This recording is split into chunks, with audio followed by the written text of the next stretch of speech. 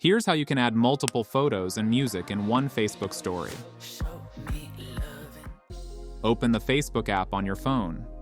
On the top of your feed, tap Create Story. Swipe on the options in the top, and tap on the Collage option. Now, choose multiple photos from your gallery. After selecting, tap on Next in the bottom. You can move and arrange the tiles to make the collage interesting. If you tap on the text option, you can add text or tag people if you need. You can also drag the text and place it anywhere. Now tap the music icon from the side menu.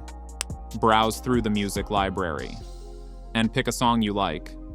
After that, tap on the Share button. Wait for it to process and upload. And just like that, your Facebook story is live with multiple photos and music.